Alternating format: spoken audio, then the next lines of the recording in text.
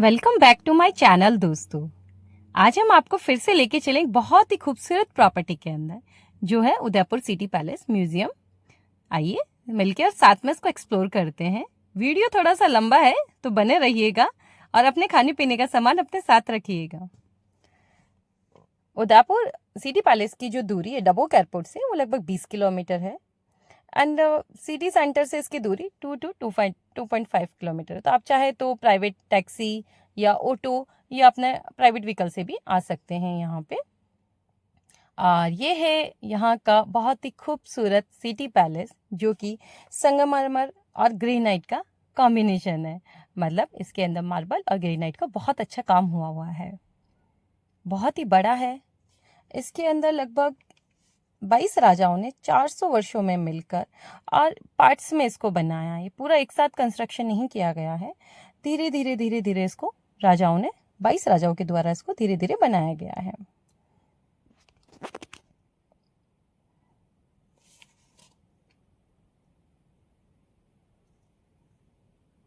देख रहे हैं ना कितनी ब्यूटीफुल प्रॉपर्टी है। आइए आपको लेके चले। सबसे पहले आपको ऑटो या प्राइवेट जो भी होगा प्राइवेट अगर है तो आप अंदर तक ले जा सकते हैं और अगर सिटी ट्रांसपोर्ट है तो आपको वहीं पे गेट पे ही डोर कर देगा ड्रॉप। उसके बाद में आपको पैदल चलना है बाई वॉक लगभग 200 मीटर के आसपास आपको चलना है। सामने ही आपको गेट दिख ही रहा है और यहाँ से आपको मिलता है आपको टिकट्स। ये है यहाँ का टिकट काउंटर। टिकट काउंटर के अंदर आपको मैं प्राइजेस बता देती हूँ। 450 है यहाँ पे एडल्ट इंडियंस का। एंड अगर आप स्टूडेंट हैं और आपके पास में स्टूडेंट आईडी है तो 200 देना होगा और सीनियर सिटीजन्स के लिए 300 है। और अगर आपको सिर्फ आउटर जो लॉन एरिया है वो विजिट करना है तो 50 रुपीज़ है उसका। उसके बाद में अगर आप चाहें तो ये टुक टुक ट्रेन भी ले सकते हैं। इस टुक टुक ट्रेन के चार्जेस है 50 रुपीज़ फॉर वन साइड। हम भी इसमें बैठ के और चल दिए अपने सफ़र के लिए। ये सफ़र बहुत ही ब्यूटीफुल होता है और टुक टुक ट्रेन में आपको बहुत ही मज़े आते हैं। स्पेशली अगर आपके किड हैं तो वो बहुत ही इंजॉय करेंगे। आपको 2 व्हीलर्स की पार्किंग है वो ऊपर की तरफ मिल जाती है। अगर आप प्राइवेट गाड़ी से आते हैं तो पार्किंग की भी कोई टेंशन नहीं है। और यहाँ से दिखता है बहुत ही खूबसूरत पिछोला लेक का व्यू। अगर आप यहाँ से पैदल आते हैं नीचे से तो वहाँ लगभग 1 किलोमीटर का है तो आप वाई वॉक भी आ सकते हैं या गोल्फ कार्ट या टुक टुक ट्रेन जो भी आपकी इच्छा है वो आप ले सकते हैं।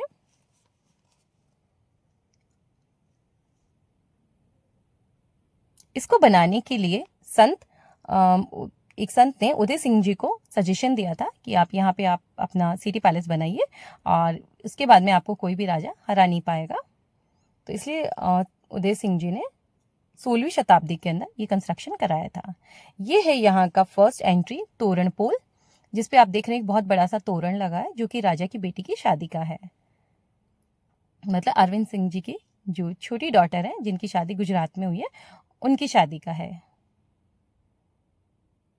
ये यहाँ पे कैफेटेरिया बना हुआ है तो आप चाहें तो यहाँ से कुछ चाय कॉफ़ी स्नैक्स वगैरह ले सकते हैं। यहाँ पे भी प्रॉपर आपका टिकट चेक होता है एंड देन हम इसमें एंट्री करते हैं। तोरण द्वार को आप देख सकते हैं कितना बड़ा गेट है और कितना ब्यूटीफुल ये डिज़ाइन किया गया है। कितना प्यारा इसके अंदर आर्ट वर्क हुआ है। और इस जगह को हम कहते हैं मोती चौक। यहीं पे आपका एंट्री एंड एग्जिट दोनों होता है। मोती चौक में भी अगेन आपको एक कैफेटेरिया मिल जाएगा जहाँ पे चाय कॉफ़ी की और प्लस यहाँ पे बहुत सारे राजाओं का यहाँ पे उन्होंने प्रॉपर फोटो के साथ में उन्होंने क्या क्या बनवाया है वो सब कुछ लिखा हुआ है। बट चित्तौड़ के छोड़ने के बाद में जो भी सीरीज है वो यहाँ से शुरू होती है। जैसे अरविंद सिंह जी ने, भगवंत सिंह जी ने, भोपाल सिंह जी ने, फतेह सिंह जी ने किसने क्या क्या कंस्ट्रक्ट करवाया वो सारा सब कुछ यहाँ पे आपको मिल जाएगा। आप चाहें तो वीडियो स्टॉप करके उनके बारे में पढ़ सकते हैं। मैंने इसका डिटेल अच्छे से वीडियो लिया है।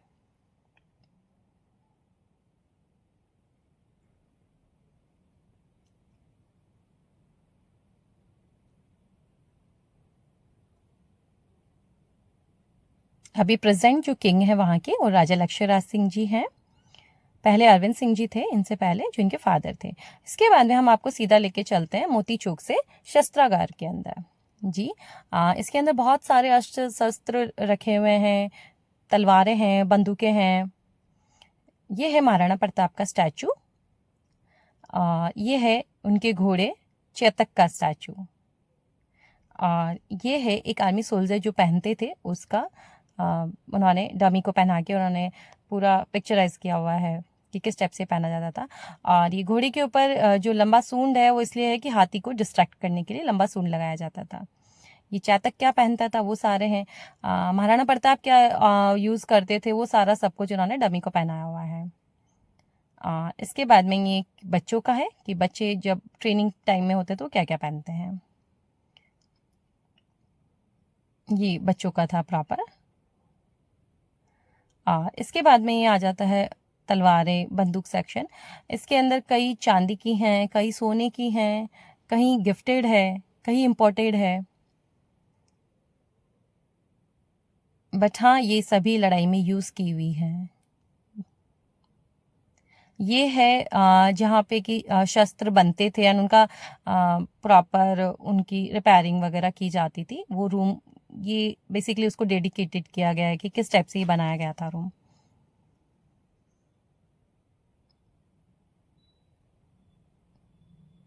आप देख सकते हैं रूम का आर्किटेक्चर भी कितना सुंदर है। ये लगभग 400 साल पुराना है बट लगता ऐसे है जैसे आज ही बनाओ। वेल मेंटेन है।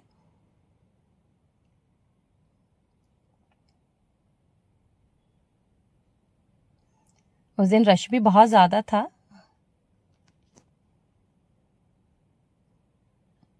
आपको ये जितनी भी ढाल दिख रही हैं ये सब मगरमच्छ की स्किन से बनी हुई है, जिसमें कि तलवार गोली कुछ भी पास नहीं हो सकती है। तो ये सुपर सॉलिड है। ये सब बाण है, तीर जो होता है, ये तलवारें हैं। और ये जो भाला आपको दिख रहा है ये 2.5 किलो का है।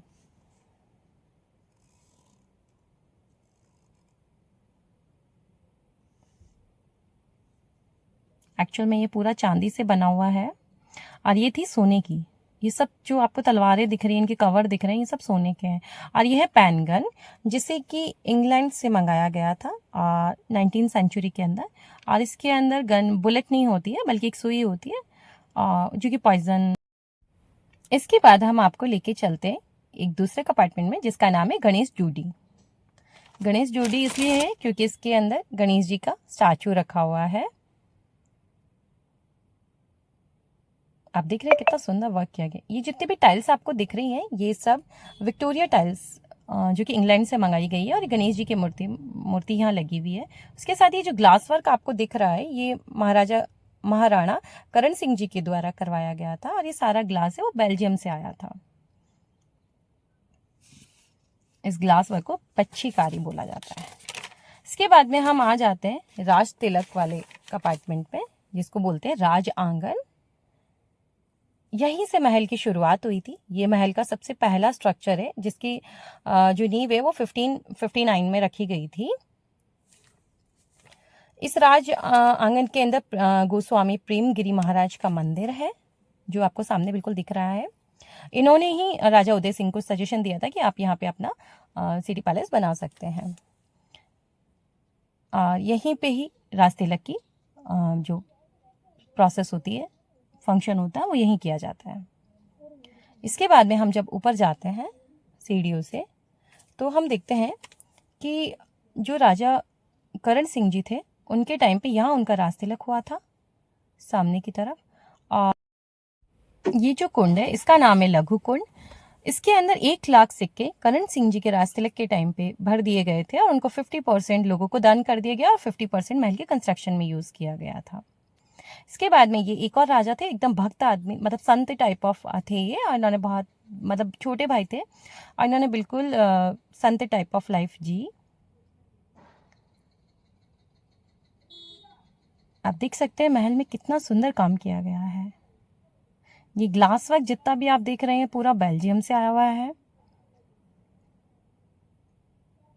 ये पुराने टाइम के लॉक हैं कि पुराने टाइम में लॉक किस टाइप से यूज़ किए जाते थे, मशाल वगैरह है। और ये है ऊपर से पूरा व्यू। ये है यहाँ के झरोके, पुरानी रानियों के लिए। रानियों का फेस नहीं दिखना चाहिए इसलिए झरोके यूज़ किए जाते थे। इसके बाद में हम आ जाते हैं, ये मार्बल से बना हुआ है पूरा महल। और ये गर्मी के मौसम में दो काम में आता था, एक तो गर्मी के मौसम में ठंडक के लिए और दूसरा होली खेलने के लिए। ये है कबूतर के पिंजरे, जो कि पुराने टाइम में वाइट कबूतर संदेश के लिए यूज़ में आते थे। और इसके अंदर जो सेंट्रल वाला है, इसके अंदर जेंट्स होली खेलते थे और अंदर एक छोटा सा है जिसके अंदर लेडीज़ खेला करती थी और बीच में हुआ करता था पर्दा, ये हुआ करता था लेडीज़ का। इसमें लेडीज़ खेला करती थी होली और बीच में पर्दा लगाया जाता था जेंट्स एंड लेडीज़ के बीच में। जेंट्स का ओपन होता था, लेडीज़ का एकदम क्लोज होता था। और ये है महाराणा फतेह सिंह जी का स्टैचू। महाराणा इन्होंने ही फतेह सागर लेक का निर्माण करवाया था और ये ब्रिटिश एम्पायर की टाइम की चेयर है जिन्होंने इनके ऑनर के अंदर यहाँ भिजवाई थी। यहाँ से भी उदयपुर पैलेस का बहुत ही सुंदर और सिटी का बहुत ही सुंदर व्यू आता है।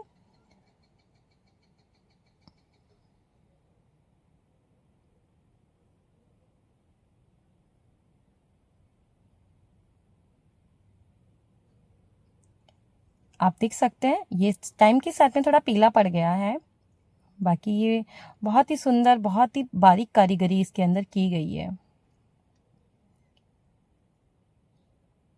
और ये बहुत ही बड़ा है और ये पहाड़ी के ऊपर बनाया हुआ है, इसलिए इसमें पेड़ पौधे भी पॉसिबल है। इसमें अभी पानी नहीं था।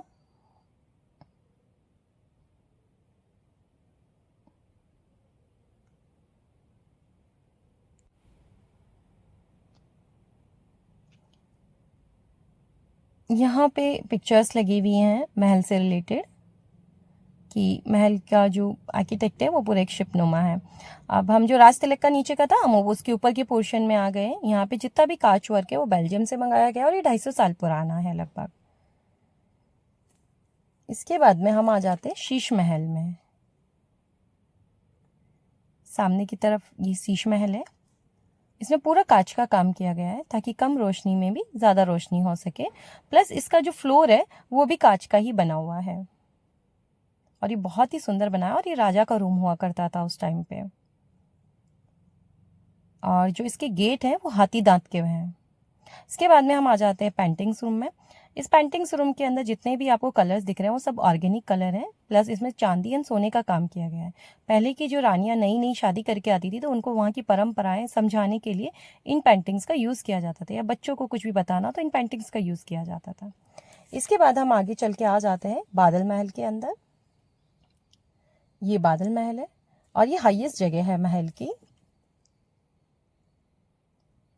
इसमें एक तरफ पिछोला लेक का व्यू आता है तो दूसरी तरफ सिटी का व्यू आता है।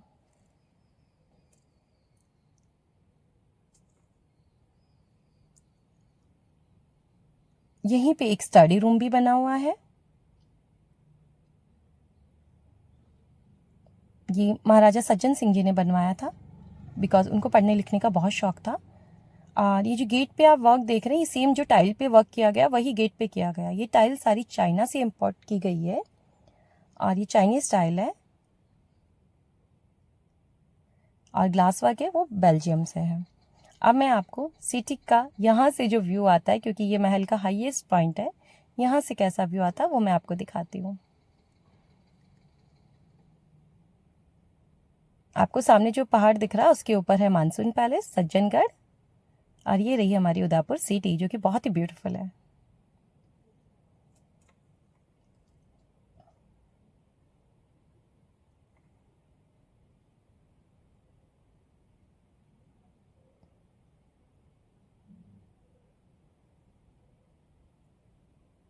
और ये है दूसरी तरफ का लेक पिछोला का, जिसको मतलब पिछोला के अंदर लेक पैलेस है, उसका जो निर्माण है वो 1734 मतलब 1734 के अंदर जगत सिंह जी ने करवाया था समर पैलेस के रूप में। इसके बाद में हम आ जाते हैं मोती महल में, जो कि करण सिंह जी का बेडरूम है, महाराणा करण सिंह जी का। और इसके जो गेट है वो भी हाथी दांत के ही हैं। और इसके बाद में हम आ जाते हैं महाराणा भीम सिंह जी का कमरा, जो कि 18वीं शताब्दी के राजा थे। उनकी 16 रानियां हुआ करती थी। ये प्रमुख रानी का कमरा है जिसके अंदर ये बच्चे का झूला लगा हुआ है। ये रानी के बैठने की जगह हुआ करती थी एंड ये है जो रानी के खेलने की जगह हुआ करती थी। ये उनकी प्रमुख रानी थी। ये भी बहुत ब्यूटीफुल डिज़ाइन किया गया है। इसमें कुछ गेम्स हैं जो कि फर्श पे ही ड्रॉ किए गए हैं।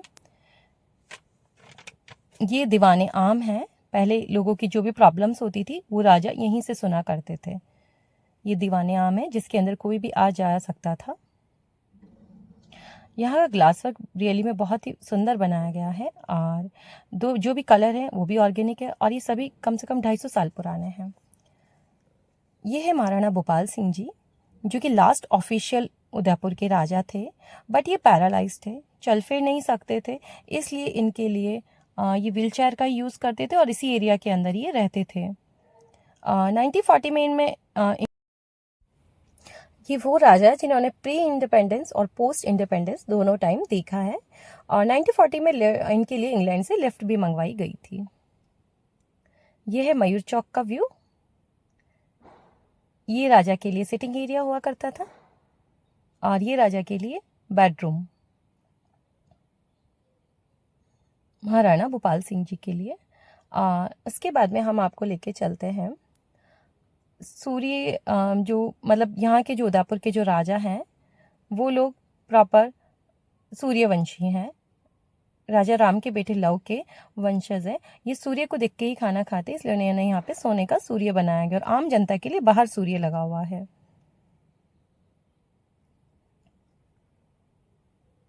इसके बाद में हम आ जाते हैं मयूर चौक में और ये बहुत ही ब्यूटीफुल जगह है। यहाँ इस जगह का दो यूज़ है, एक तो दीवाने खास के लिए प्लस डांसिंग परफॉर्मेंस के लिए। ऊपर रानियाँ बैठा करती थी, नीचे राजा बैठा करते थे। ये जितने भी है ऊपर रानियाँ बैठा करती थी और नीचे राजा बैठा करते थे और फिर यहाँ पे डांस परफॉर्मेंस हुआ करती थी। दूसरा, यहाँ पे जब बारिश होती है तो राजा मानसून एंजॉय करते हुए खाना भी खा सकते हैं क्योंकि यहाँ पे एक है प्राइवेट डाइनिंग रूम। यह है राजा का प्राइवेट डाइनिंग रूम जिसके अंदर लोग इसको माणक महल कहते हैं। इसके अंदर राजा अपने खास लोगों के साथ में बैठ के खाना खाते थे।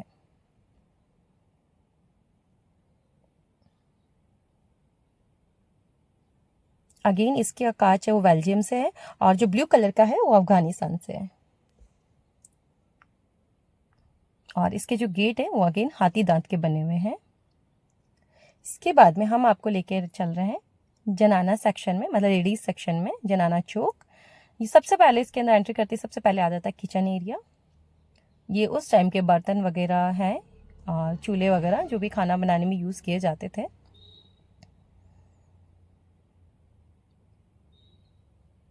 आटा पीसने की चक्की वगैरह बहुत कुछ मिल जाएगा। इसके बाद में हम आते हैं सबसे पहले ये जो रूम है ये है भोपाल सिंह जी की वाइफ कृष्ण कंवर जी का वाइफ, जो कि कृष्ण जी की बहुत अच्छी भक्त थी और इसको बोलते शरबती विलास या ब्रज विलास। यहाँ पे महाराजा भोपाल सिंह जी का एक स्टैचू भी रखा हुआ है, लेकिन ये उनकी वाइफ का रूम है क्योंकि ये जनाना सेक्शन में है हम। यहाँ पे इनके लिए फ़ैन भी मंगवाया गया था जो कि इंग्लैंड से लाया गया था। वो बहुत ही महाराजा भोपाल सिंह जी भी बहुत सोबर लाइफ जीते थे और जो गुलाब कंवर जी हैं ये भी बहुत ही सोबर लाइफ जीना पसंद किया करती थी और ये कृष्ण जी का पालना, क्योंकि वो कृष्ण जी की बहुत बड़ी भक्त थी। इसके अलावा अलमीरा के अंदर बहुत सारे छोटे छोटे टॉयज वगैरह भी रखे हुए थे।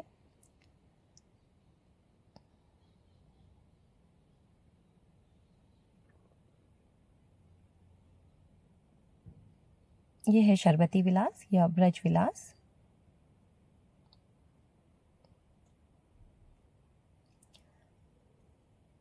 इसके बाद में हम जब आगे बढ़ते हैं तो हम देखते हैं सामने है रानियों के लिए गेस्ट हाउस।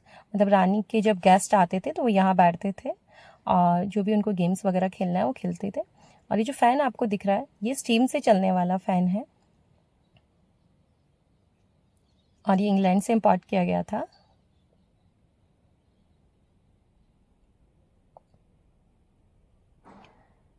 आप देख रहे हैं कितनी छोटी छोटी वहाँ पे मतलब गलियों टाइप ऑफ सीढ़ियाँ बनाई हुई थी।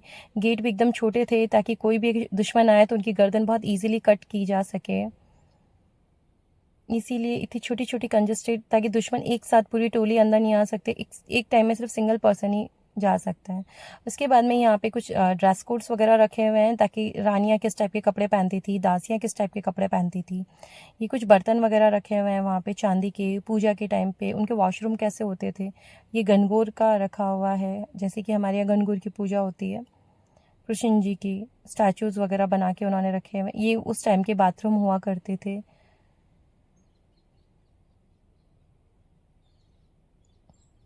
ये यहाँ पे बाकायदा उन्होंने पिक्चर से भी दिखाया है कि रानी किस टाइप से नहाती थी। और उसके बाद में यहाँ पे ये पूरा शोकेस किया हुआ उन्होंने, जिसके अंदर बड़े बड़े बक्से में उन्होंने ड्रेस वगैरह रखी हुई, कि पहले के टाइम में अलमीरा कैसी हुआ करती थी। अलमीरा नहीं होती थी उस टाइम पे, ऐसे ऐसे बॉक्सेस होते थे बहुत बड़े बड़े, जिनके अंदर हम रानी अपने कपड़े वगैरह रखा करती थी। उसके बाद में ये आ जाता है ड्रेसिंग रूम उनका, रानियाँ कैसे रेडी होती थी और उनके गेम्स क्या क्या हुआ करते थे, चौपड़ वगैरह।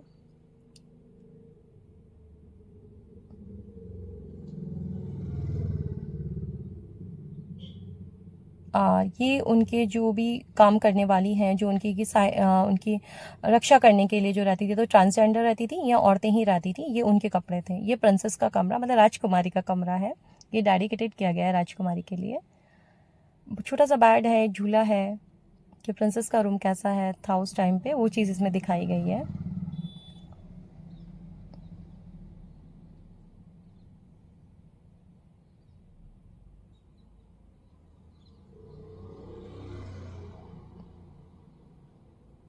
ये रूम मुझे बहुत ही ब्यूटीफुल लगा, क्योंकि इसमें बहुत प्यारे प्यारे झरोखे हैं। आई नो उस टाइम के तो नहीं होंगे, ये अभी के ही होंगे। इसके बाद में यहाँ पे एक मतलब उन्होंने पोर्ट्रेट वगैरह, मतलब पूरा एक तरीके से डिज़ाइन करके बताया गया है आर्किटेक्ट कि महल का निर्माण कितने तरीके से हुआ है। तो सबसे पहले एक छोटा सा स्ट्रक्चर है, उसके बाद में बड़ा, फिर उससे बड़ा, फिर उससे बड़ा, इन्होंने प्रॉपर यहाँ पे ये चीज़ दिखाई है। ये वाला पार्ट भी बहुत अच्छा लगा।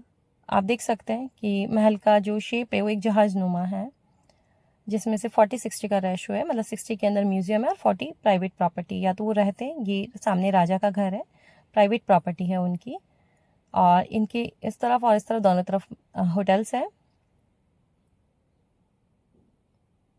और ये राजा की प्राइवेट प्रॉपर्टी है, जिसके अंदर के राजा खुद रहते हैं अभी, महाराजा लक्ष्यराज सिंह।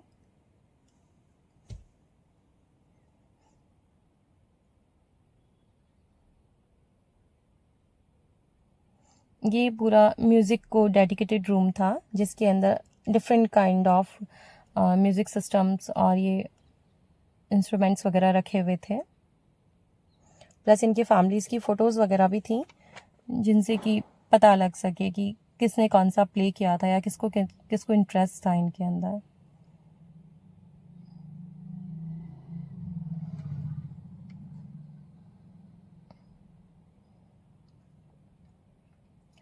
इसके बाद में ये पालकी थी, जिसके अंदर की राजा की बैठने के लिए जगह थी, और ये रानियों के लिए थी, जिसमें बाकायदा पर्दे वगैरह लगे हुए रहते थे। जो ओपन थी वो राजा के लिए थी। इसके बाद में दोबारा से ये इसके अंदर भी डिफरेंट काइंड ऑफ ड्रेसेस वगैरह दिखाई गई थी, कि छोटे बच्चे की कैसी ड्रेस होती है, राजा की कैसी ड्रेस होती है। ये प्रॉपर गोल्ड एंड सिल्वर से बनी हुई साड़ी थी। ये राजा की ड्रेस होती है, और यहाँ पे बहुत बड़े बड़े ये प्रॉपर राजा की फ़ोटो है, महाराजा अरविंद सिंह जी, उनकी वाइफ और उनके तीनों बच्चे। ये अलग अलग ओकेज़न के अकॉर्डिंग उनकी ड्रेसेस थी। ये प्रॉपर राजपूती पोशाक है, जिसमें सोने एंड चांदी का काम किया गया है। ये ओढ़ना है, वो कुर्ती एंड कांचली है, और ये लहंगा जिसमें प्रॉपर पक्के का काम है। ये करंट राजा एंड रानी है, महाराणा लक्ष्यराज सिंह और नीति कुमारी। और ये उस टाइम की चमड़े के बने हुए लेदर बैग्स हैं, और ये उस टाइम की विंटर्स की ड्रेस हुआ करती थी। और ये डोली है प्रॉपर सोने एवं चांदी से बनी हुई है, और इसी के अंदर अरविंद सिंह जी की जो छोटी राजकुमारी है, उनकी विदाई हुई थी इसी डोली से, जिसका प्रॉपर यहाँ पे पिक्चर लगा हुआ है।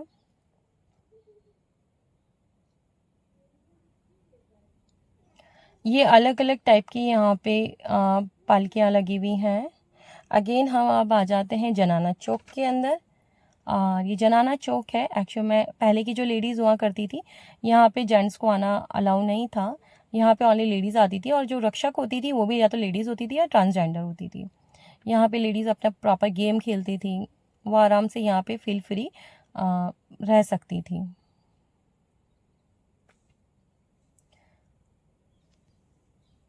फिर यहाँ पे आ जाता है एक मंदिर, और इससे बाहर निकलने के बाद में हम पहुँचते हैं इस एरिया में।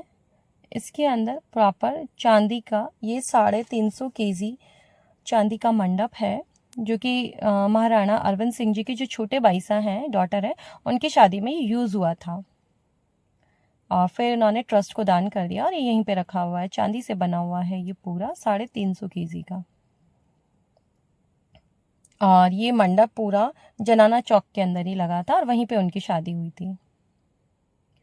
इसके बाद में यहाँ पे अलग अलग चांदी के बर्तन रखे हुए हैं, जो या तो राज परिवार को गिफ्ट किए गए हैं, या फिर उन्होंने अपने पुराने टाइम पे यूज़ किए हैं, जिसमें फ़ोटो फ्रेम्स हैं, पालकी है, हाथी को सजाने की चीज़ें हैं।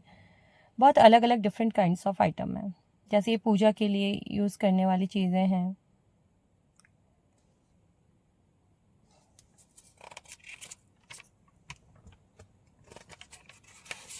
इसमें कुछ कुछ आइटम्स गोल्ड के भी हैं, एंड कुछ कुछ सिल्वर के हैं।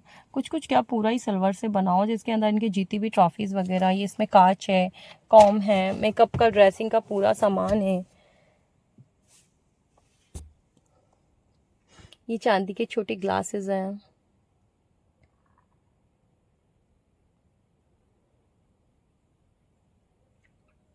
ये चांदी की पालकी है, जो कि हाथी के ऊपर जब हम राजा बैठता है तो वो यूज़ करते हैं।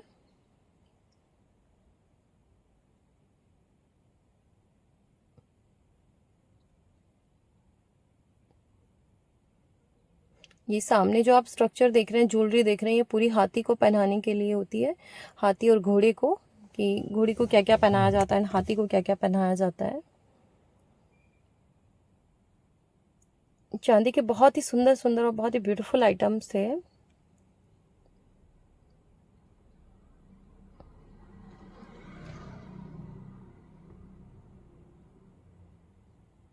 ये चांदी की चप्पल है, बड़ों की, लेडीज़ की, पैर का कड़ा। अच्छा, मुझे यहाँ की सिटी पैलेस का प्लस पॉइंट ये लगा कि यहाँ पे उन्होंने प्रॉपर वेंटिलेशन बनाया हुआ, हर जगह पंखे हैं, बड़े बड़े कूलर हैं। तो ये चीज़ मुझे बहुत अच्छी लगी, कि जैसे आने वाले गेस्ट एटलीस्ट परेशान नहीं होते हैं। दूसरा, खाने पीने की भी अच्छी जगह। आप जनाना चौक जाओगे तो वहाँ पे प्रॉपर आपको लंच एंड डिनर फैसिलिटी है। अगर आप बाहर रहते हो तो आपको कैफेटेरिया एरिया है, जहाँ पे आप चाय, कॉफ़ी, कुछ भी स्नैक्स टाइप ऑफ ले सकते हैं। तो ये चीज़ मुझे बहुत अच्छी लगी यहाँ की। ये कढ़ाई वगैरह उसी टाइम के ही हैं। ये चोपड़ है।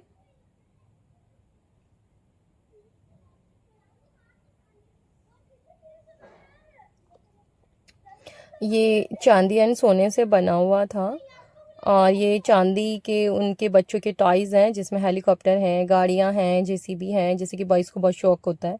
तो ये सब चांदी से बने हुए हैं। और ये जो फ़ोटो फ्रेम्स जितने भी आपको दिख रहे हैं, ये सब भी चांदी से ही बने हुए हैं। ये यहाँ के पोलो के जो भी कप हैं, या जितने भी इन्होंने मैचेस में जीते हैं, वो सारे यहाँ पे डिस्प्ले किए गए थे।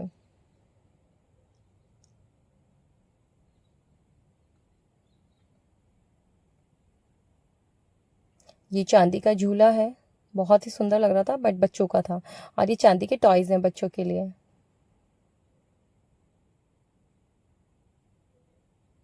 इसके बाद में हम वापस आ जाते हैं मोती चौक के अंदर, और मोती चौक से आने के बाद में हम गणेश पोल से वापस एग्जिट कर जाते हैं। गणेश पोल से एग्जिट करने के बाद में महल का व्यू कुछ ऐसा रहता है। पूरा महल विजिट करने के अंदर आपको लगभग 2 से 3 घंटे लग सकते हैं। अगर आपके साथ बच्चे हैं तो आप उससे भी ज़्यादा लग सकते हैं। आप आपके साथ पानी की बोतल वगैरह कैरी कर सकते हैं। अंदर गंदगी बिल्कुल नहीं फैलाना है, क्योंकि बहुत ही साफ़ सुथरा और बहुत ही सुंदर महल है। प्लीज़ गंदा मत कीजिएगा इसको। वेल मेंटेन है और अंदर खाने पीने की बहुत अच्छी व्यवस्था है और बाहर भी बहुत अच्छे से व्यवस्था की गई है। इन लोगों ने बहुत अच्छा अरेंजमेंट है। सिक्योरिटी सेफ्टी सब हाई लेवल है। टिकट आते वक्त भी चेक होती है तो जाते वक्त भी चेक होती है। तो आप ये सोच रहे हैं कि मैं चकमा दे के अंदर आ जाऊंगा, तो वापस जाते वक्त भी टिकट चेक होती है। यहाँ का लॉन बहुत ही बड़ा है, जो कि दीवाने पहले आम हुआ करता था। यहाँ पे आप अपनी फ़ोटोज़ वगैरह क्लिक करवा सकते हैं। और अगर आप यहाँ से टिकट मतलब 450 का टिकट नहीं लेना चाहते हैं तो ओनली 50 रुपीज़ दे के भी यहाँ लॉन में अपने आप फोटोग्राफ्स वगैरह क्लिक करवा सकते हैं और बाहर का घूम के और जा सकते हैं। ये है एंट्री और एग्जिट गेट।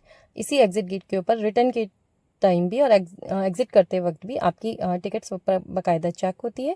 यहाँ से आप आपकी टुक टुक ट्रेन का टिकट फिर से बुक करके और नीचे जा सकते हैं, और चाहे तो आप बाय वॉक भी आप जा सकते हैं। गोल्फ कार्ट और ट्रेन दोनों का किराया सेम ही है। 50 आने का है एंड जाते वक्त शायद 30 या 40, या मेरे को कंफर्म नहीं है। सामने ही राजा का महल है, वो उनकी प्राइवेट प्रॉपर्टी है, उसके अंदर हम उनको डिस्टर्ब नहीं करेंगे, इसलिए हम अपने सीधे सीधे रास्ते चले जाएंगे। ये है लेक पिछोला का व्यू, जो कि महल से उतरते वक्त बहुत ही सुंदर लगता है। और जिस दिन हम गए थे उस दिन बहुत ही अच्छी बारिश हो रही थी और ये व्यू बहुत ही सुंदर लग रहा था। और इसके अंदर ही है 2 होटल, सामने ही है, एक तो फतेह प्रकाश और एक और है। इनमें से अगर आप बुकिंग करना चाहते हैं और रॉयल पैलेस में रहना चाहते हैं तो आप बुक कर सकते हैं।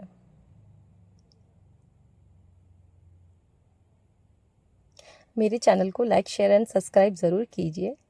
टुक टुक ट्रेन की सफारी करने के लिए उदयपुर सिटी पैलेस ज़रूर आइए। बहुत ही ब्यूटीफुल प्रॉपर्टी है, बहुत ही बड़ी प्रॉपर्टी है।